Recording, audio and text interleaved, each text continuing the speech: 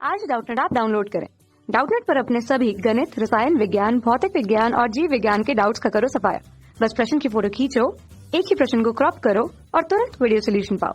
अभी डाउनलोड करें। क्वेश्चन हमें दिया हुआ है कि एक लेंस है, लेंस से 45 सेंटीमीटर की दूर पर स्थित कोई सुई जो लेंस की दूसरी ओर 90 सेंटीमीटर की दूरी पर बड़े पर्दे पर प्रतिबिंब बनाती है।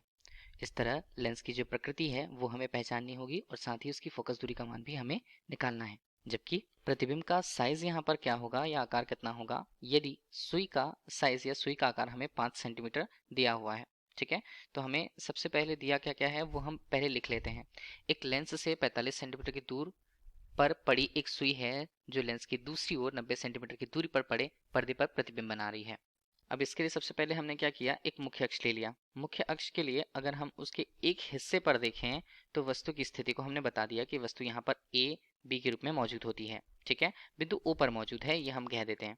अब यहाँ पर किसी लेंस की उपस्थिति होगी और पर्दा यहाँ से एक नियत दूरी पर रखा हुआ है जहाँ पर हमें प्रतिबिंब मिलता है। तो ये पर्दा हमने कह दिया, तो पर्दे की स्थिति को कुछ इस तरह से हमने दर्शा दिया। ये दर्शा रहा है पर्दा को, ये हमारे पास वस्तु है और इस बीच पे कोई एक लेंस रखा हुआ है। लेंस की प्रकृति हमें नहीं पता।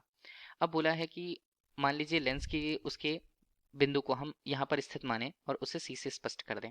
ठीक है, लेकिन मान लीजिए उसका ध्रुव कहीं इस बिंदु पर स्थित होगा तो इसे यहीं से देखा जाएगा। ठीक है, यहीं से अगर हम देख रहे हैं, बिंदु सी से ही अगर हम देख रहे हैं तो बोला है कि लेंस से 45 सेंटीमीटर की दूर पर स्थित एक सुई है। तो ये हमने जो दूरी बता दी है ये हमें क्या बता रहा है, वस्तु की दूरी को। जैसे अगर हम प्रस्तुत करना चाहें यू से तो ये हमारे पास दिया है 45 सेंटीमीटर।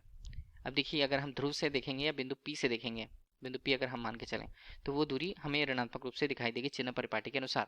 और लेंस के दूसरी ओर 90 सेंटीमीटर की दूरी पर बड़े पर्दे पर प्रतिबिंब बनता है। तो इसका मतलब है कि ये जो दूरी हमें दिख रही है, देखिए इसके लिए हम क्या करते हैं, पर्दे को काफी दूर बनाते हैं क्योंकि दुगनी दूरी हमें दिख रही है। तो उसे अगर हम लेंगे तो वी के रूप में ले लिए, वी के रूप में ले लिया, मान कितना 90 सेंटीमीटर है। इसके अलावा बोला है लेंस की प्रकृति हमें पहचाननी है, फोकस दूरी हमें निकालना है और प्रतिबिंब का साइज क्या होगा ये भी हमें बताना है। जबकि सुई का साइज हमारे लिए कितना दिया हुआ है, 5 सेंटीमीटर के चलेंगे, उसे हम ओ से प्रस्तुत करेंगे तो उसकी दूरी हमारे पास 5 सेंटीमीटर दे रखी है। यहाँ पर किस प्रकार का है, इसकी जो प्रकृति किस तरह की है ये हम कैसे पहचानते हैं, हम पहचानते हैं फोकस दूरी से। फोकस दूरी का मान धनात्मक होता है तो उत्तल लेंस की प्रकृति का होता है, अगर वो ऋणात्मक होता है तो अवतल लेंस की प्रकृति का होता है। ठीक है, अब देखिए इसके लिए प्रतिबिंब का साइज हमें देखना है और जो जो मान दिए हुए हैं उसके अनुसार अगर हम लेंस के चिन्ह परिपाटी से देखें तो यू का मान हमारे लिए कितना आएगा, यू का मान हमारे लिए ऋणात्मक आएगा 45 सेंटीमीटर के रूप में। इसके अलावा यू का मान, वी का मान देखें तो वी का मान हमारे पास आएगा 90 सेंटीमीटर, वो धनात्मक में होगा। इस तरह से लेंस के लिए सूत्र लिखें तो किसी लेंस के लिए सूत्र जो होता है क्या होगा, वो होगा यहाँ पर 1/, स्मॉल एफ के रूप में जिसका मान बनता है 1/v ऋण 1/u के रूप में। ठीक, ये तो हुआ हमारे पास। तो फोकस दूरी का मान चाहिए, स्मॉल एफ के रूप में प्रस्तुत करें। वी का मान हमारे पास कितना है, 1/, यहाँ पर बनता है 90 ऋण, अगर हम यहाँ पर मान देखें तो ये ऋण 45 के रूप में आएगा। ठीक, ऋण और ऋण यहाँ पर होता है धन, तो 1/, एफ का मान अगर हम देख रहे हैं तो 90 का मान कितना आ जाएगा, 90 ही आएगा। यहाँ पर इसका लघुत्तम भी 90 ही आता है। ठीक है, और ऊपर मान देखें तो यहाँ पर एक धन हम कर दें तो ये बनेगा 2।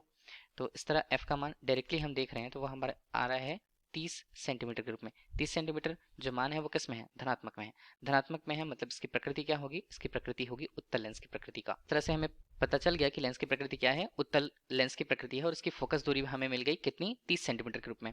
अब पूछा है प्रतिबिंब का साइज क्या होगा अगर हम इसकी तुलना आवर्धन से करें। तो आवर्धन क्या बताता है कि आवर्धन तुलनात्मक रूप से ये बताता है कि वस्तु की जो यहाँ पर लंबाई है वो प्रतिबिंब की लंबाई से किस तरह से अलग होती है। तो स्मॉल एम के रूप में प्रस्तुत करें जिसका मान होता है v/u के रूप में, और इसका मान क्या होगा, इसका मान होगा प्रतिबिंब के लिए उसकी लंबाई बटे वस्तु की लंबाई का अनुपात। सारे मान तो दिए हुए हैं, हमें आई का मान मतलब प्रतिबिंब की स्थिति का मान निकालना होगा। ये कैसे निकालेंगे हम, तो आई के रूप में अगर हम इसके मान को देख रहे हैं तो वो यहाँ पर क्या बन रहा है, वो यहाँ पर बन रहा है v/u के रूप में और इसका मान यहाँ पर आएगा o।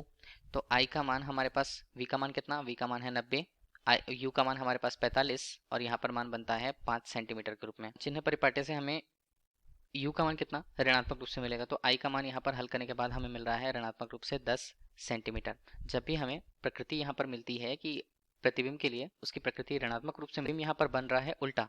ठीक है, उल्टा बनता है और साथ ही साथ वास्तविक बनता है। ठीक है, तो यही हमसे प्रश्न में पूछा गया था, प्रतिबिंब के बारे में भी उसकी प्रकृति और उसका आकार कितना होगा। तो उसका आकार यहाँ पर 10 सेंटीमीटर उल्टा और वास्तविक होगा। धन्यवाद। कक्षा 6 से 12वीं से लेकर नीट, IIT, JEE वो एडवांस के लेवल तक 1 करोड़ से ज्यादा छात्रों का भरोसा। आज ही डाउनलोड करें डाउटनेट ऐप या व्हाट्सएप करें अपने सारे डाउट्स 8400 400 400 पर।